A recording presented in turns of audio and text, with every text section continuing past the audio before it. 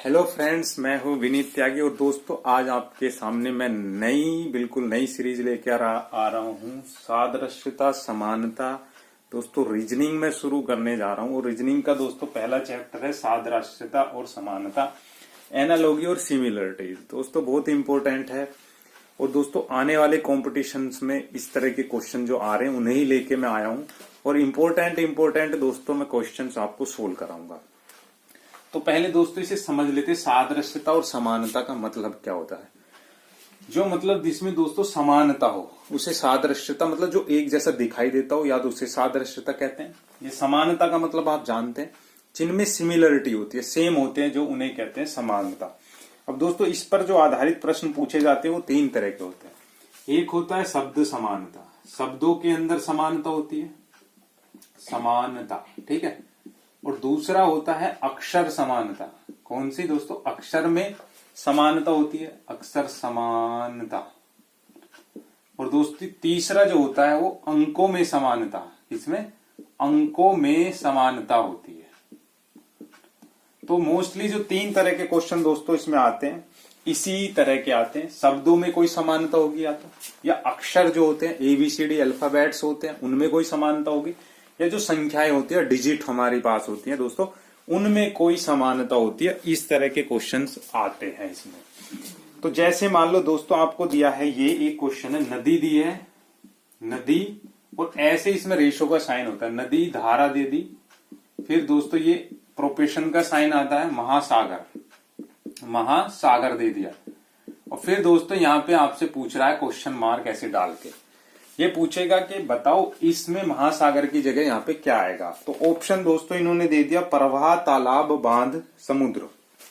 Option क्या दिया दोस्तों? प्रवाह ऐसे, दूसरा है बी ऑप्शन दिया है इन्होंने तालाब, और तीसरा ऑप्शन दिया है बांध, और डी चौथा ऑप्शन दिया है दोस्तों डी, ये दिया है इन्होंने समुद्र। तो आप बताइए दोस्तों इनमें कौन सा सही है आपके हिसाब से।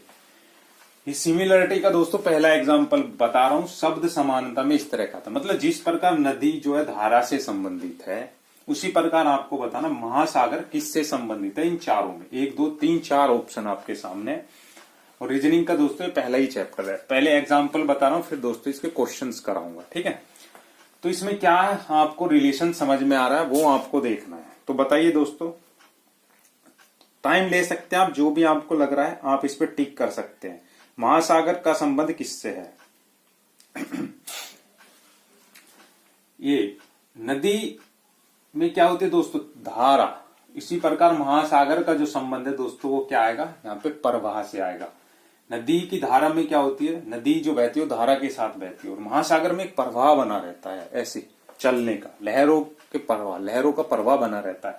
नदी में धारा के साथ नदी बहती है, महासागर प्रवाह के साथ बहता है। तो ये सिमिलरिटीज ही हमें चेक करनी है दोस्तों इनके अंदर, यही बहुत इंपॉर्टेंट है, ठीक है। नेक्स्ट मैं आपको बताता हूं इसमें और किस तरह का आ सकता है। ये मैंने तुम्हें पहला एग्जांपल बताया है, ठीक है। अक्षर समानता में बता रहा हूं, जैसे ये आ जाए SW दिया है, ये अक्षर समानता के अंदर आ रहा है।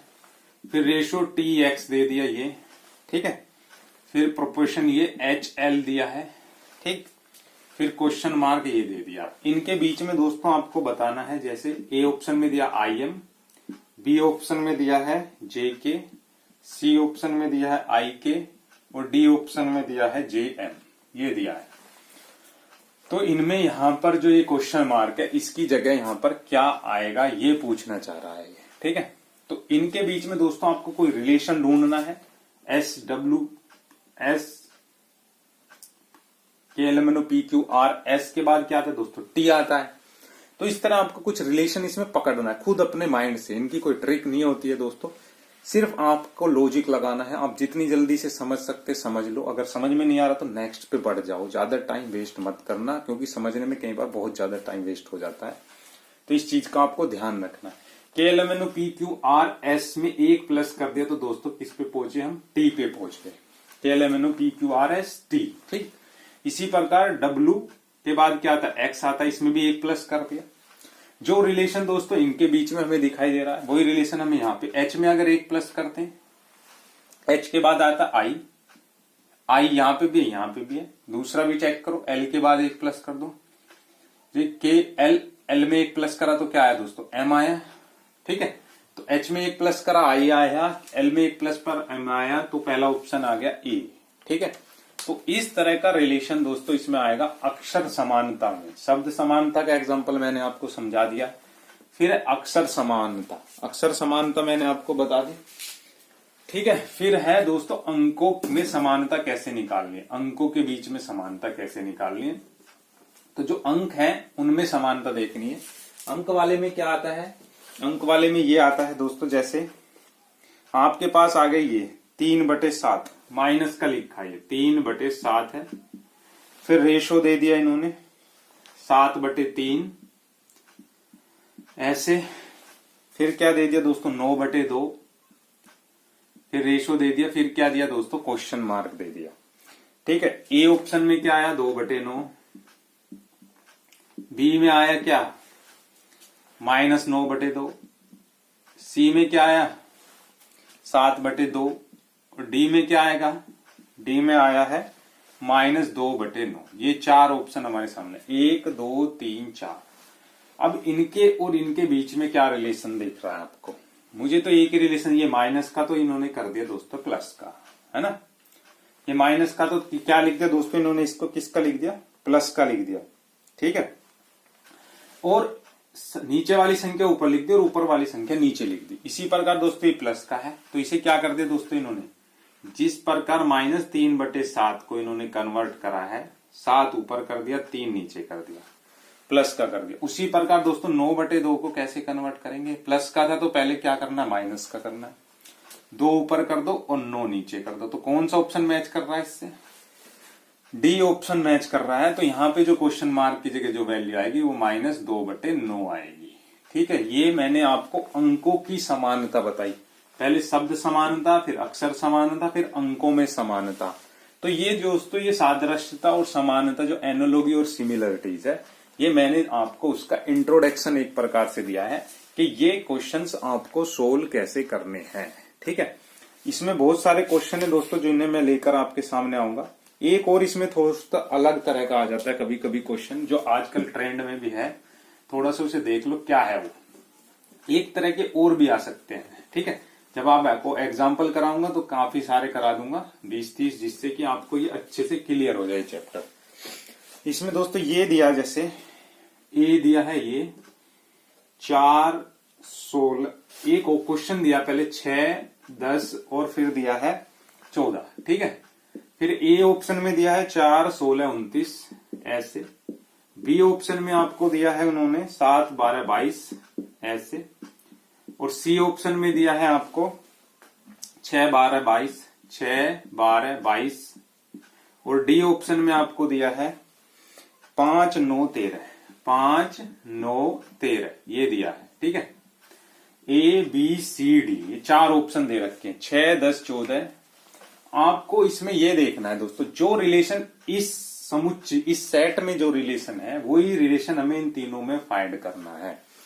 वो सेम रिलेशन इन चारों में किसके बीच में है, वो रिलेशन हमें इसमें फाइंड करना है कि किसके अंदर सेम वही रिलेशन हमें दिखाई दे रहा है। जो रिलेशन इस सेट में है वो 1 2 3 4 में से किसके है। पहले तो इस सेट के बीच में आपको रिलेशन ढूंढना है कि कौन सा रिलेशन है। 6 में 4 जोड़ा 10, 10 में 4 जोड़ा दोस्तों 14, 4 4 प्लस हो रहा है। तो आप देखो इनमें किसमें 4 4 प्लस कर रखा है, या जो इनके बीच में वही सेम इसमें होना चाहिए, है ना। जैसे 4 में कितना जोड़ा दोस्तों, कितना जोड़ा 12, 4 कितना जोड़ा 12, 16 आया। 16 में फिर कितना जोड़ा 12 जोड़ेंगे तो 6 2 8, ये नहीं आ रहा। इसमें देख लो 7 में 5 जोड़ा 12 आ रहा है, 12 में 10 जोड़ा 22 आ रहा है। 6 में 6 जोड़ा कितना आ रहा दोस्तों 12, 12 में 10 जोड़ा 22। 5 में कितना जोड़ा दोस्तों 4, 5 में 4 जोड़ा 9, 9 में 4 जोड़ा दोस्तों 13। तो मतलब यहाँ पे भी 4 जोड़ने पे जो रिलेशन आ रहा था वहां पे भी 4 जोड़ने पे रिलेशन आ रहा है। 5 में 4 जोड़ा 9, 9 में 4 जोड़ा 13। तो जैसे 6 में 4 जोड़ा 10, 10 में 4 जोड़ा, जो रिलेशन मतलब इस सेट में था दोस्तों वही रिलेशन हमें यहाँ पे ढूंढना है। तो ये मैंने दोस्तों आपको इस चैप्टर 1 रीजनिंग का जो शुरू हुई है सीरीज दोस्तों इसका बताया। सारे चैप्टर 1 बाय 1 होते चले जाएंगे और इंट्रोडक्शन के साथ होंगे। दोस्तों अगर ये वीडियो आपको पसंद है तो लाइक और शेयर जरूर करना। मिलता हूँ नेक्स्ट पार्ट में। आपका बहुत बहुत धन्यवाद।